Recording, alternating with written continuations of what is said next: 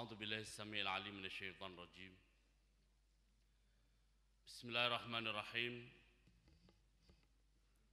الحمد لله نحمده ونستعينه ونستغفره ونستهديه ونتوب إليه ونعوذ بالله من شرور أنفسنا ومن سيئات أعمالنا. من يهده الله فلا مضل له ومن يضلل فلا هادي له. أشهد أن لا إله إلا الله وحده لا شريك له وأشهد أن محمدا عبده ورسوله. اللهم فصل وسلم على نبينا وحبيبنا وقدوتنا محمد صلى الله عليه وسلم وعلى آله وصحابته ومن سار على نهجه إلى يوم الدين. أما بعد. أيها الحاضرون وأيتها الحاضرات، أحييكم جميعا بتحية الإسلام، تحية من عند الله مباركة طيبة، فسلام الله عليكم ورحمته وبركاته.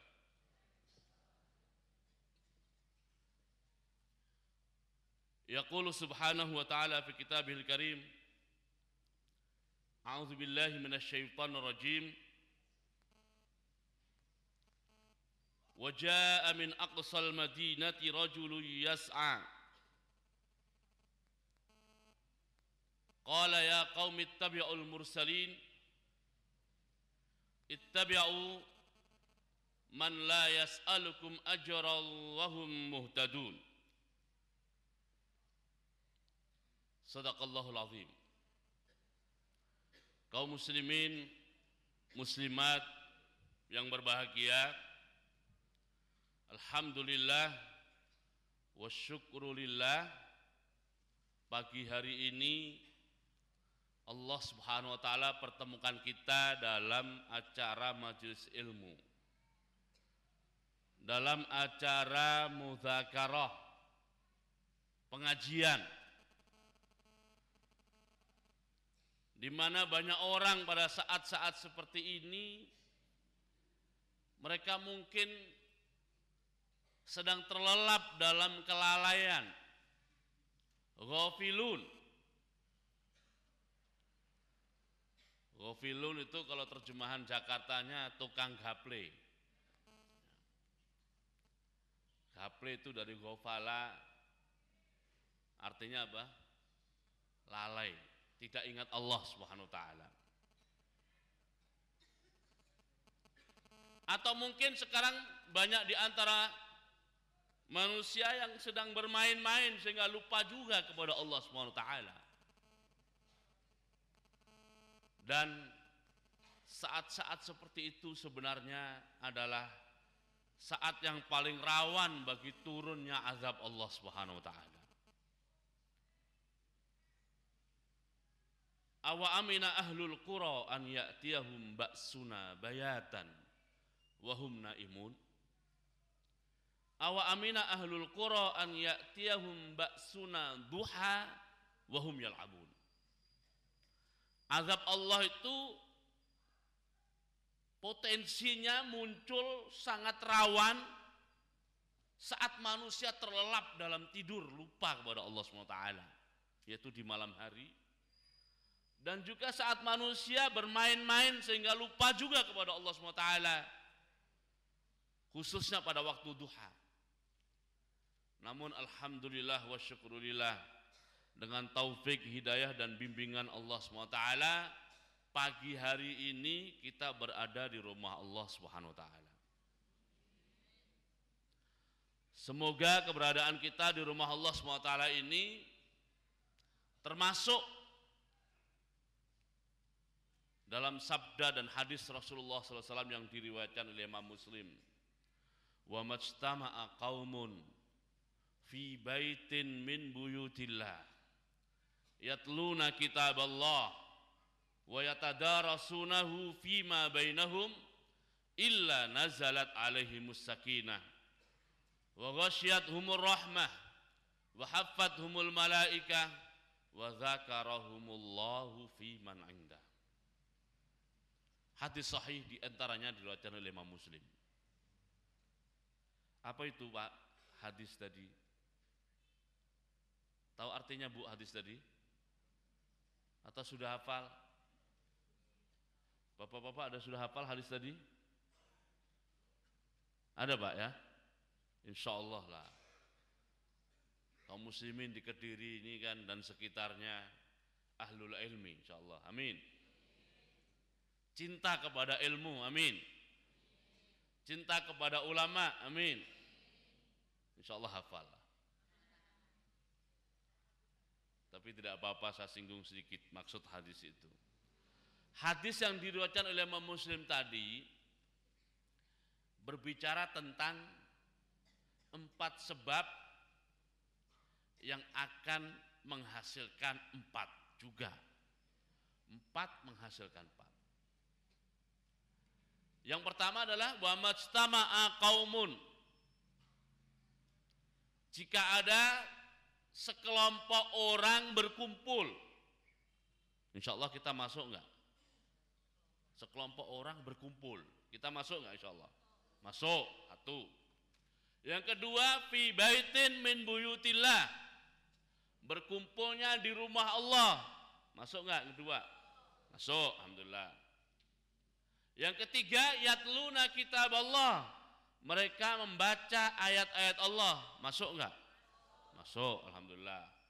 Kalaupun enggak baca pagi ini, tadi mendengar qori kita yang suaranya Masya Allah ya. Ketiga. Yang keempat adalah mengkaji atau mengaji ayat-ayat Allah.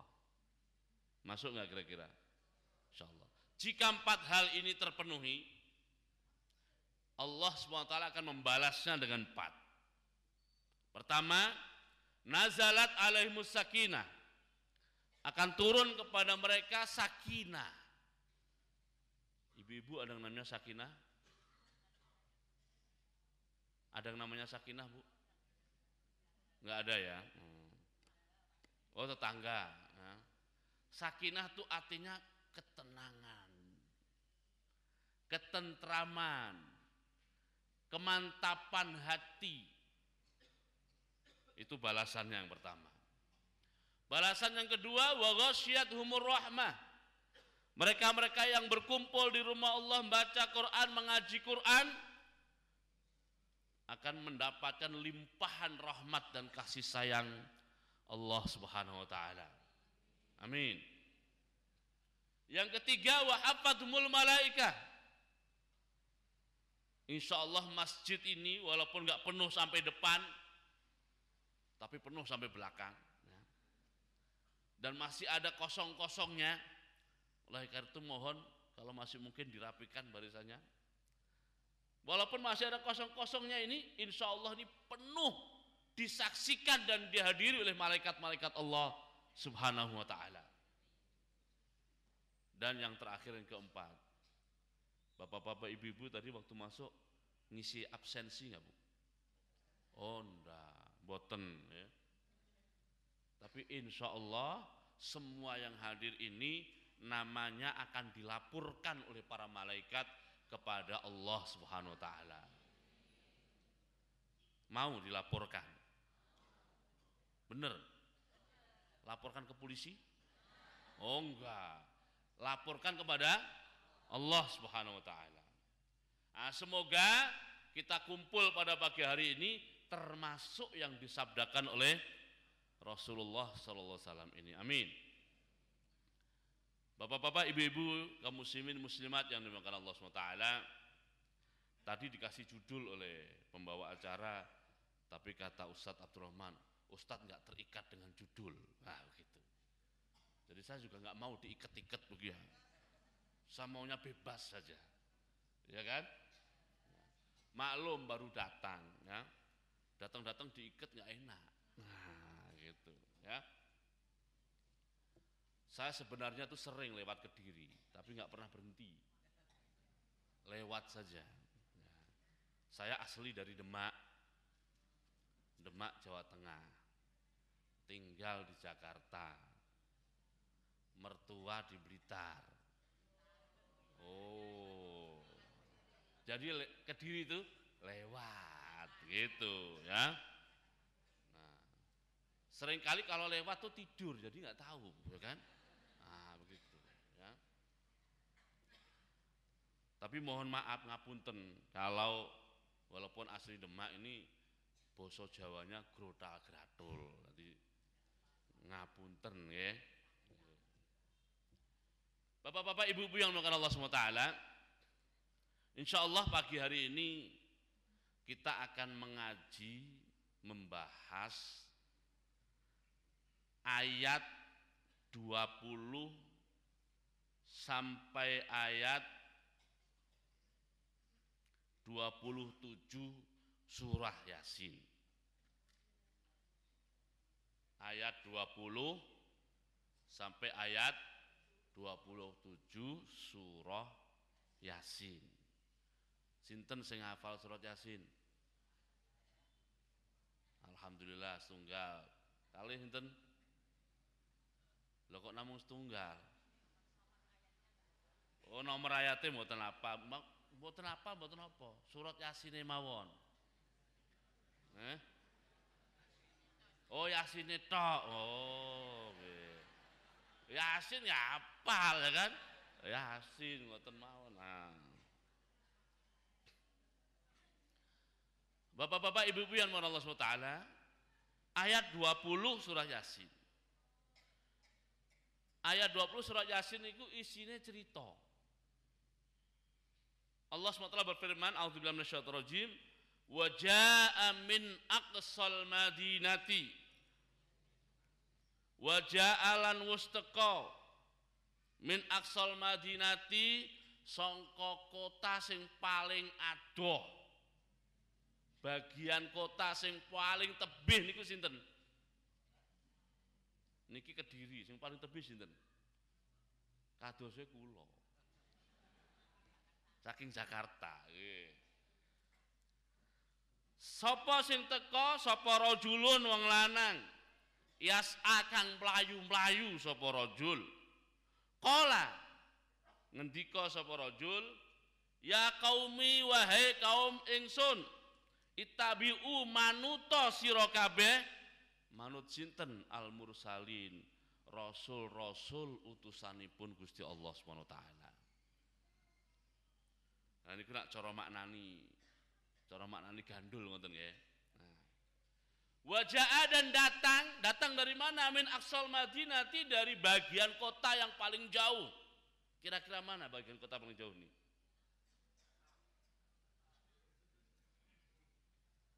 Tulungagung wonten? Nganjuk wonten? Wonten. Wah niku. Nah. Siapa yang datang? Rajulun, seorang laki-laki. Yang saat datang dia itu yas'a, berlari-lari. Qala, ia berkata, ya qaumi wahai kaumku, ittabi'ul mursalin, ikutilah rasul-rasul Allah Subhanahu wa taala. Ini cerita niki nggih. Tapi wonten pelajaran ingkang menarik saking cerita niki. Bahas tunggal-tunggal ya. Rajulun, seorang laki-laki. Namanya sinten? Seorang laki-laki, namanya siapa? Nah, bagi yang pernah belajar bahasa Arab, bahasa Arab, rajulun itu isim nakiroh. Maksudnya adalah bahwa laki-laki itu namanya tidak dikenal.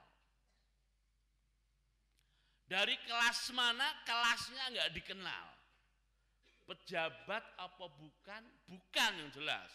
Sebab kalau pejabat biasanya dikenal. Duitnya akeh napa mboten, biasanya sing mboten dikenal niku ora duwe duit. Soalnya sing duwe duit biasanya terkenal. Rajulun itu seorang laki-laki yang tidak dikenal. Walaupun para ahli tafsir berusaha mencari tahu siapa laki-laki ini, dan mereka mengatakan dia adalah Yusuf An-Najjar, katanya begitu. Namun cerita Quran menjelaskan bahwa laki-laki itu oleh Quran disebut tanpa nama. Tapi Quran menceritakan bahwa tempat tinggal dia adalah di bagian kota yang paling jauh. Kenapa tinggalnya di kota yang paling jauh? Sebab dia miskin. Kalau dia bukan orang miskin, pasti tinggalnya di pusat kota. Dia tinggal di pinggir kota, kenapa? Biasanya pinggir kota itu murah. Dia miskin berarti. Berarti kan laki-laki ini miskin, tidak dikenal, tinggalnya pun di pinggiran kota. Nah, zaman itu para rasul Allah itu berdakwahnya di pusat kota. Pusat pengajian para rasul itu di pusat kota. Laki-laki ini nggak dikenal tuh tinggalnya di pinggir kota. Nah, biasanya nek ngoten niku ngajine rajin apa mboten? Biasane. Enggak. Lah wong miskin ora duwe sangu. Untuk menuju tempat pengajian tuh dari rumahnya tuh kan perlu sangu. Nah, dia miskin nggak duwe sangu. Ya kan? Terus tempatnya juga jauh. Mungkin kalau harus naik kendaraan umum atau angkot itu harus pindah-pindah beberapa kali. Tambah ongkos. Ya kan? Kalaupun datang, biasanya datangnya terlambat. Maklum, aduh. Biasanya ya. Terus kan dia nggak dikenal. Orang yang tidak dikenal itu biasanya megah ngaji. Kenapa?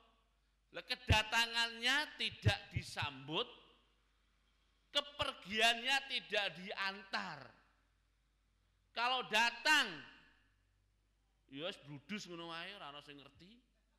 Kalau tidak datang juga tidak ada yang nyari. Lah nek ngono kuwi rasa teko ora apa-apa. Ya kan ngoten ta? Tapi ternyata yang diceritakan oleh Quran ini dia datang. Artinya sebab-sebab untuk tidak datang tuh banyak sebenarnya. Alasan untuk tidak datang tuh banyak. Tetapi dia mau datang. Dan bahkan Allah SWT saat menceritakan laki-laki itu, yang pertama disebut justru kata-kata datang. Waja'a dan datang. Baru kemudian siapa yang datang? Rajulun, seorang laki-laki. Nah, ini menjelaskan bapak-bapak, ibu-ibu yang Allah SWT, datang itu penting. Datang itu apa? Penting. Gelem teko itu luar biasa. Alhamdulillah mau datang. Meskipun tempat tinggalnya apa? Jauh. Bahasa ayatnya pripun mau? Aqsal Madinah. Meskipun dia tidak dikenal, tapi mau datang luar biasa. Nah, Quran kita kaji lagi. Sudah begitu dia datangnya yas'a. Apa arti yas'a? Berlari. Kenapa dia lari? Takut ketinggalan, ya kan? Wah, ayo melaju. Pengajian ini dimulai. Engkau ora krungu pengajian ini. Lari dia. Ada nggak yang datang ke sini dari rumahnya berlari?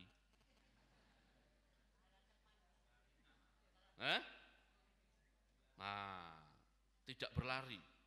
Ini berlari nih. Saking semangatnya pengen datang itu berlari dia. Ya. Nah, itu takut terlambat. Ada alasan lain kenapa dia berlari?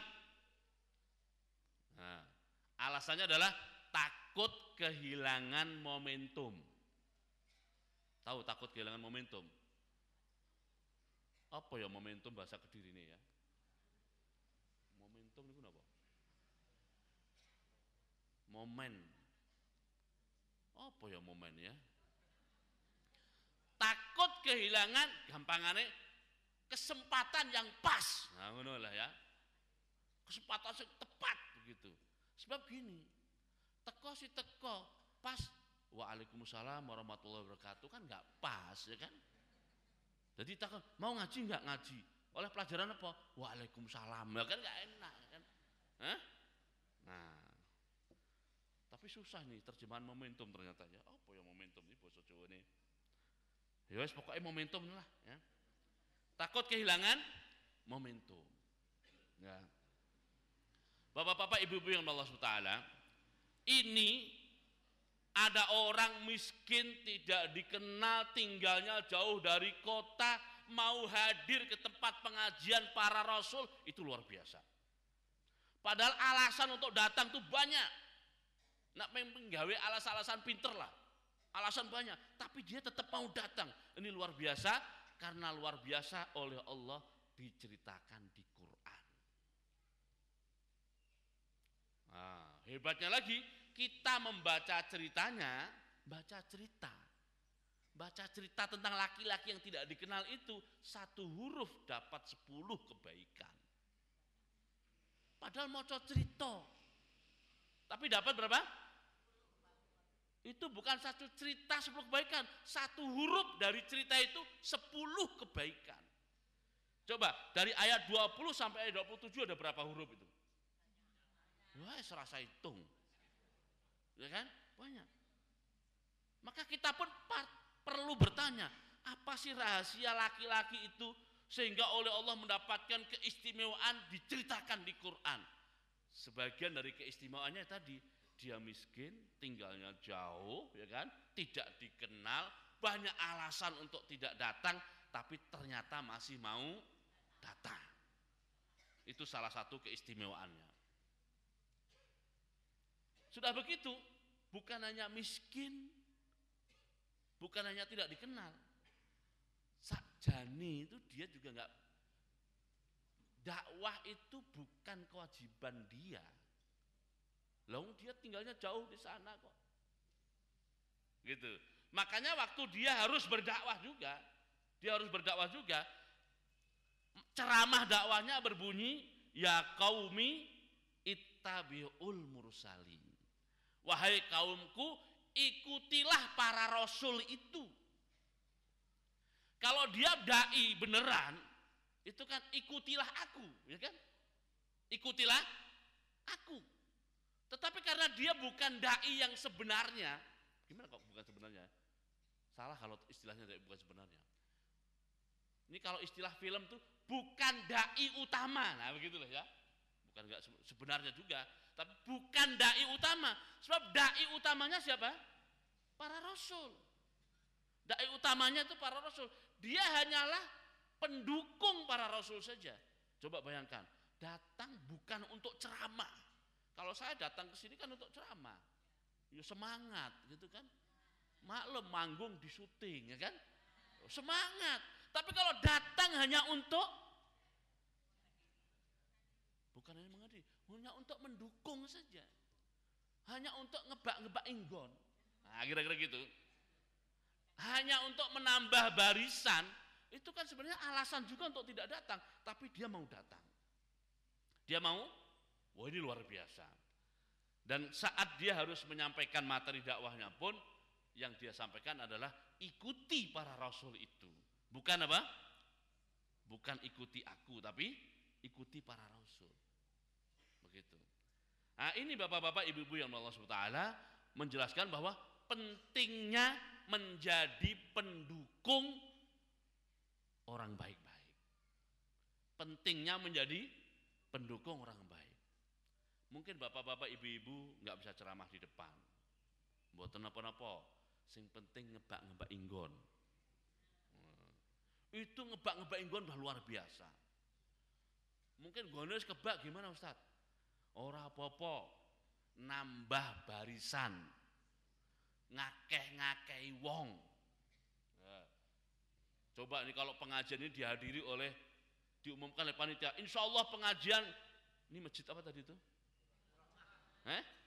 Baitur Rahmah, insya Allah pengajian Baitur Rahmah Ahad pagi tanggal 9 Februari akan dihadiri oleh 1.000 orang. Tiba-tiba kurang siji kan salah pengumumannya, ya kan? Ya kan? Nah maka kehadiran tambahan 1 orang itu penting sehingga jumlahnya menjadi 1.000 pas gitu. Lah nek wis 1.000 Ustaz, ya ora apa-apa, 1.001. Ya kan gitu ya kan? Lelek loro meneh 1.002 gitu. Penting itu nambahan itu. Apalagi kalau kita kaitkan dengan hadis Rasulullah SAW. Jangan dikira nambah-nambah atau ngekeh-ngekeh itu nggak ada gunanya. Itu gunanya luar biasa.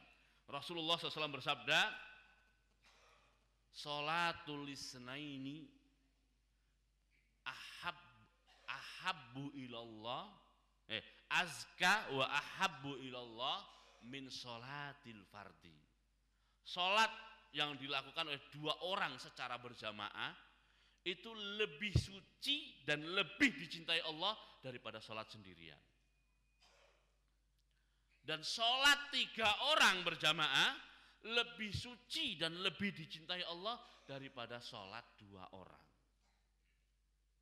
Sholatnya 4 orang berjamaah lebih suci dan lebih dicintai Allah daripada sholatnya 3 orang. Semakin banyak orangnya, semakin suci dan semakin dicintai Allah Subhanahu wa ta'ala. Berarti apa gunanya tambahan itu?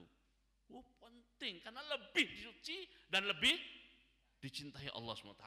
Oleh karena itu bapak-bapak ibu-ibu yang Allah SWT, walaupun datang ke sini cuma ngebak-ngebak inggon, nambah-nambahi barisan, ngentekne kursi, tapi itu luar biasa. Sebab menambah pengajian ini semakin suci insya Allah, amin. Dan semakin dicintai oleh Allah Subhanahu wa ta'ala. Dan itu juga pentingnya menjadi pendukung. Pentingnya menjadi pendukung. Apalagi kalau mendukung itu urusannya urusan politik. Coba. Janjane partaiku menang, tapi kurang siji. Ya gimana coba? Kalah piro? Kalah suara siji. Ya, kalah suara siji tetap kalah, ya kan? Siji tetap apa? Tetap kalah. Wah, aku jane menang. Sayang aku diselip piro? Siji. Wis ngenes ngurut dodo, ya kan? Makanya penting, tambahan itu penting. Jangan dianggap tidak penting, penting. Dulu di Jakarta pernah ada demonstrasi. Demonstrasi untuk mendukung sistem pendidikan nasional yang mendukung pendidikan agama Islam. Tadinya itu mau dihapus, bahwa pendidikan yang diselenggarakan di negara Republik Indonesia itu adalah pendidikan yang berorientasi mencetak manusia yang beriman dan bertakwa. Kata-kata beriman dan bertakwa mau dicoret. Katanya nggak penting itu. Yang penting cerdas, pinter katanya. Wah, itu akhirnya umat Islam ramai-ramai datang ke gedung DPR MPR untuk berdemonstrasi. Nah, waktu itu saya ketemu ada orang tuh kulitnya hitam, rambutnya keriting. Berarti orang Indonesia bukan? Bukan orang Indonesia. Akhirnya, wah ini kayaknya bisa bahasa Arab. Supaya saya tanya pakai bahasa Arab. Assalamualaikum, salam. Kaifal hal? Nah, kata dia, alhamdulillah bi khair. Nah, kata dia, takallam Arabi? Nah, kamu bisa ngomong Arab? Alhamdulillah, anak takallam bil Arabiyah. Nah, akhirnya ngobrol. Saya bilang, kamu kan bukan orang Indonesia. Kenapa ikut-ikut datang ke sini? Ini kan urusan orang Indonesia. Kata dia jawabannya, memperbanyak barisan. Oh, ya kan? Jawaban dia apa? Emang kenapa saya tanya? Saya kemarin baca pengumuman katanya demo ini targetnya yang datang 1 juta. Saya khawatir jangan-jangan kurang 1. Nah gitu. Maka saya datang supaya lengkap 1 juta kata dia. Lah kalau sudah 1 juta, ya kan angkanya jadi menarik. 1 juta lebih 1. Oh, kan enak kan? Oh, gitu. Itu penting itu menjadi pendukung itu. Oleh karena itu bapak-bapak ibu-ibu yang Allah Taala walaupun ya tadi walaupun nggak bisa ceramah, walaupun nggak bisa ngisi pengajiannya, tapi menambah itu penting. Nah, tapi kalau cuma begitu mosok hebat sampai diceritakan di Quran. Apa kehebatan orang itu lagi? Kehebatannya lagi adalah pada saat masyarakat yang didakwai oleh 3 orang rasul yang diceritakan di ayat 13-nya itu, mereka marah kepada para rasul dan juga marah kepada orang ini, pada laki-laki yang itu, karena laki-laki itu ikut mendukung 3 orang rasul. Mereka marah, 3 orang rasul itu dibunuh, pendukung ini pun dibunuh juga. Semoga tidak terjadi di sini ya. Ini cerita. Hebatnya bapak-bapak, ibu-ibu yang Allah SWT, laki-laki itu kan meninggal dunia akhirnya, dibunuh. Karena mati dalam keadaan membela para rasul, mati dalam keadaan mendukung para rasul, mati dalam rangka memperbanyak barisan dakwah para rasul, matinya kan mati syahid. Karena mati syahid di alam akhirat oleh para malaikat dipersilahkan masuk surga. Di ayat 26-27, qilat khulil jannah, monggo silahkan masuk surga. Qila, silahkan masuk surga. Qilat khulil jannah. Hebatnya laki-laki itu, begitu dia disuruh masuk surga, yang pertama kali diingat oleh dia adalah kaumnya yang membunuh dia. Ingat bukan karena dendam, bukan dendam. Walaupun dia dibunuh tidak ada dendam. Ingat karena dia menyayangkan sikap dan perilaku kaumnya. Makanya dikatakan qila khulil jannah qala ya laita qaumi ya'lamun bima ghafara li rabbi wa ja'alani minal mukramin. Aduh, sayang banget kaumku nggak ngerti. Coba mereka ngerti nasib menjadi pendukung para rasul ini. Aku ini hanya pendukung saja. Tapi ternyata di akhirat dipersilahkan masuk surga. Mendapatkan pengampunan dari Allah Subhanahu wa taala dan mendapatkan tempat yang mulia di surga di sisi Allah Subhanahu wa taala. Kalau saja kaumku tahu bahwa menjadi pendukung itu seperti itu nasibnya, pasti mereka akan menjadi pengikut dakwah para rasul itu dan tidak menghalangi dakwah itu. Sayang, seribu sayang, dia sudah mati. Coba bayangkan, dia ini sudah mati, sudah berada di alam lain, bahkan sudah menikmati surga. Biasanya orang kalau sudah nikmat tuh ingat temennya enggak? Oh, lali senak, ngapain kan gitu kan. Ini dia sudah menikmati surga, ternyata dia masih ingat kaumnya. Bahkan kaum yang membunuh dia, ingat dia. Bukan ingat dendam, tapi dia masih pengen mendakwahi kaumnya. Coba, wis mati di alam lain, menikmati kenikmatan surga, ijek pengen dakwah di dunia. Padahal kalau kita, ya kan, diajak, ayo berangkat pengajian Masjid Baitur Rahmah, ini ahad pagi kan, rasa-rasanya apa? Lagi flu, lagi sakit flu aja rasa-rasen. Lah ini orang sudah mati, sudah di alam lain, udah di surga, masih pengen berdakwah. Kira-kira wong Kediri ada nggak kayak gitu? Ada nggak yang kayak gitu? Semangat dakwahnya yang kayak gitu ada nggak kira-kira? Napa ramangkat udan? Napa ramangkat udan? Cuma udan, ya kan? Ini sudah di alam lain, sudah di alam lain. Nah, apalagi tadi kalau digabungkan ya, dia sudah miskin, tidak dikenal, rumahnya juga jauh, wis mati sisan, berada di alam lain, wis kadung nikmat di surga, ternyata semangat untuk mendakwai kaumnya belum padam, urung mati semangat untuk berdakwahnya. Makanya wajar kalau cerita tentang laki-laki ini oleh Allah diabadikan di Quran. Karena laki-laki ini istimewa, luar biasa, ya kan? Nah, saya kalau baca surat Yasin sampai di sini tuh malu, saya terus terang, malu. Apalagi kalau kadang-kadang pengen alasan untuk tidak hadir, pengen alasan untuk tidak ikut, pengen alasan untuk tidak malu-malu, itu malu. Lah, Yasin yang sering kita baca itu ternyata menceritakan tentang seseorang yang semangatnya tidak padam padahal sudah berada di alam lain. Sudah di alam, qilat khulil jannah qala ya laita qaumi ya'lamun bima ghafara li rabbi wa ja'alani minal mukramin. Nah, kita pun bertanya-tanya, kenapa ya kok laki-laki itu bisa punya semangat sehebat itu? Apa yang membuat dia begitu bersemangat untuk berdakwah? Walaupun dalam dakwah itu cuma sebagai pendukung, cuma nambah-nambahi, ngebak-ngebaki saja.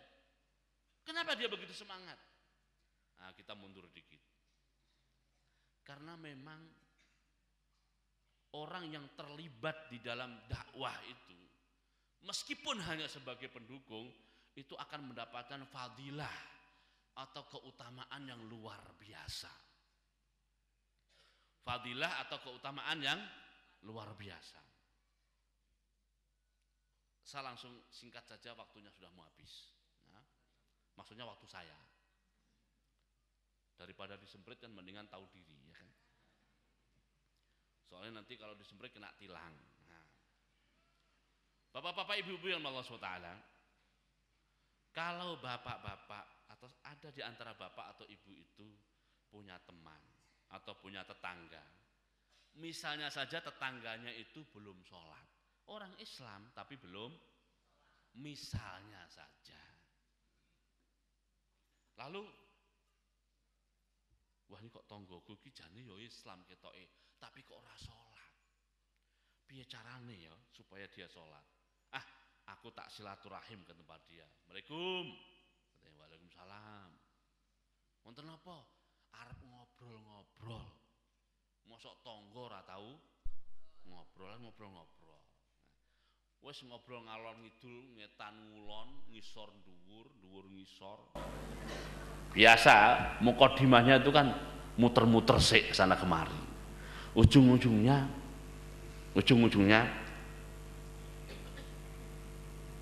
anu niki kadose pun masuk waktu zuhur, monggo ten masjid salat. Itu kan.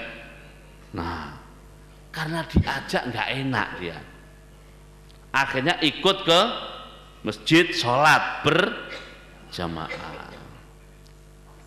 Ini seandainya bapak yang ngajak itu ke masjid sholat berjamaah dapat pahala 10 juta misalnya,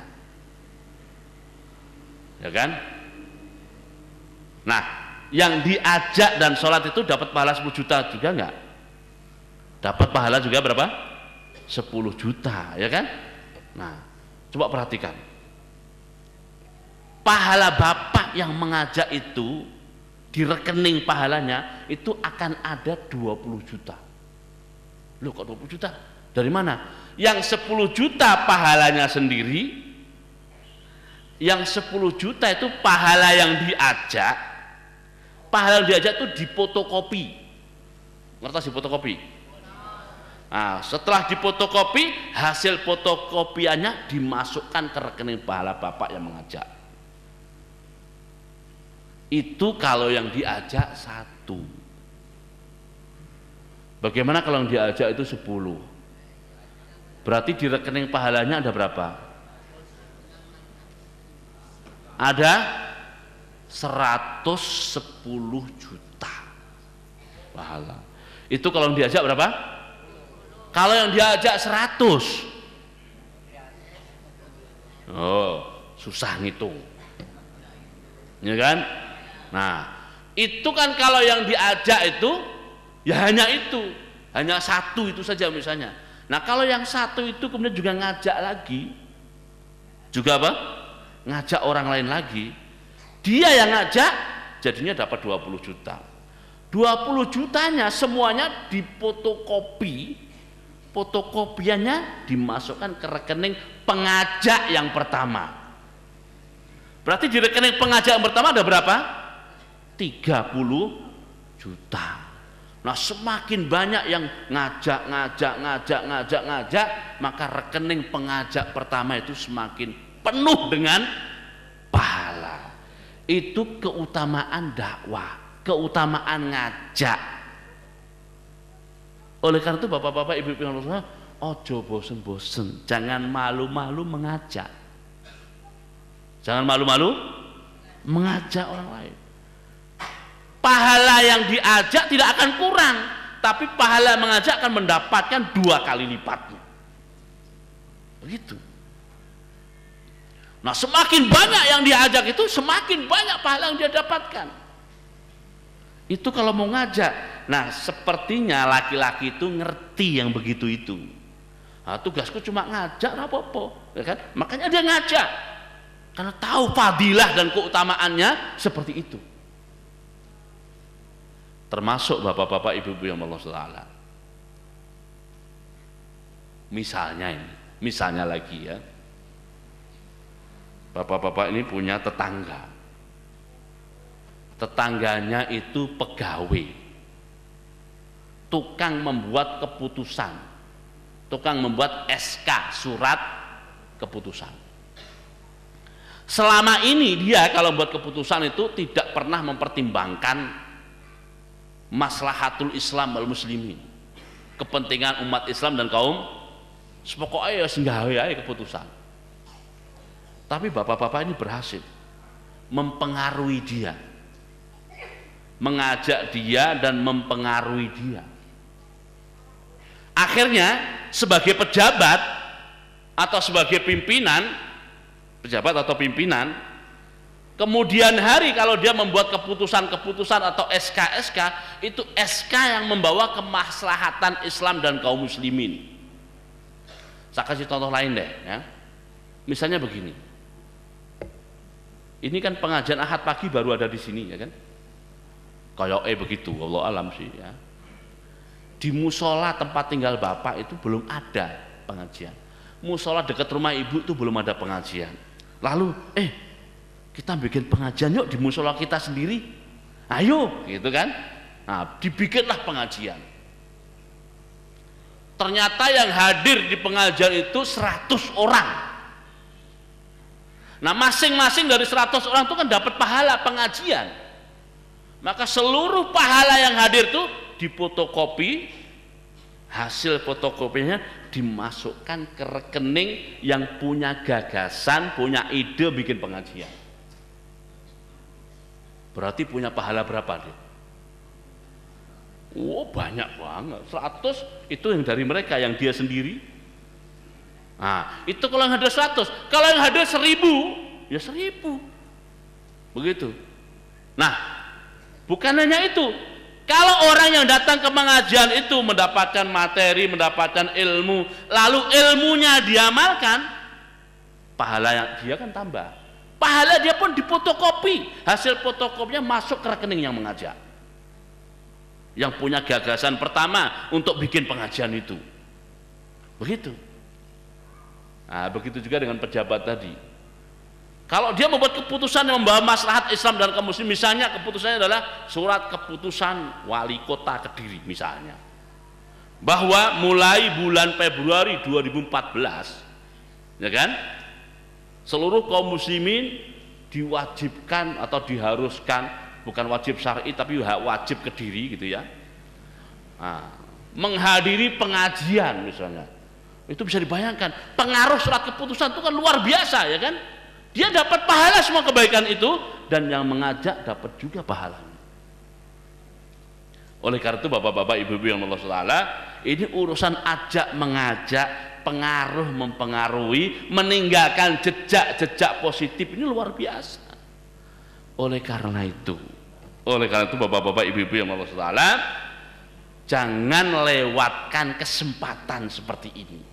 Kalau kita mendapatkan kesempatan untuk mengajak dan meninggalkan jejak kebaikan, pengaruh positif, pengaruh yang baik, pengaruh yang membawa maslahat Islam dan kaum muslimin, lakukan upaya mengajak itu. Oh, itu untuk pelajaran dari mana itu? Dari surat Yasin. Wa jaa'a min aqsal madinati rajulun. Ya. Coba perhatikan kesempatan yang lain banyak. Sebenarnya kesempatan yang seperti itu banyak sekali. Tapi mau nggak kita terlibat mengajak itu? Mengajak itu.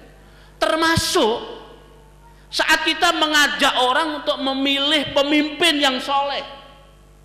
Yang pasti kalau pemimpin itu soleh, keputusan-keputusannya akan membawa kebaikan.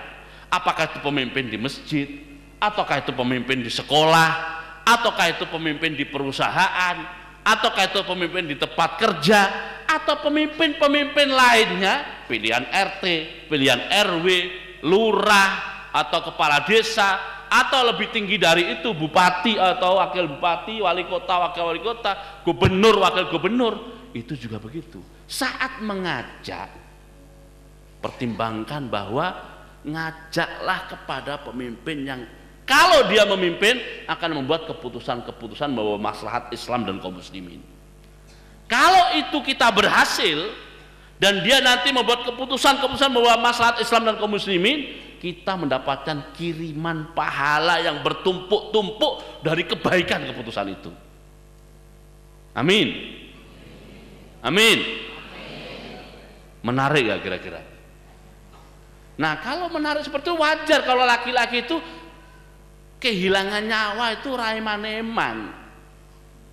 Bahkan wis mati masih ingin apa? Masih ingin berdakwah, balik lagi ke dunia. Kenapa? Sebab pahalanya itu luar biasa. Bukan hanya mengalir, bukan hanya jariah, tapi beranak pinak. Turun temurun. Anak, cucu, cicit. Habis itu apa? Canggawareng, udeg-udeg, gantung siwur, ya kan? Nah, galeh asem, apa meneh? Oh, sembuh lah, lupa. Sing bosok-bosok tuh, hah? Debok bosok, ya. Hah? Wah, ini beranak pinak, pahalanya tuh turun temurun. Makanya kita tidak membayangkan pahala Nabi Muhammad itu kan seberapa banyak. Sebab ajaran beliau diikuti oleh orang seluruh dunia dari zaman beliau sampai kiamat nanti. Wah, itu ngirimin pahala terus itu kepada siapa? Rasulullah SAW. Dan kalau kita ikut-ikutan begitu, walaupun cuma apa? Ikut-ikutan, cuma melu-melu, tapi kita mendapatkan bagian dari itu semuanya. Amin. Semonten mawon ingkang saged kula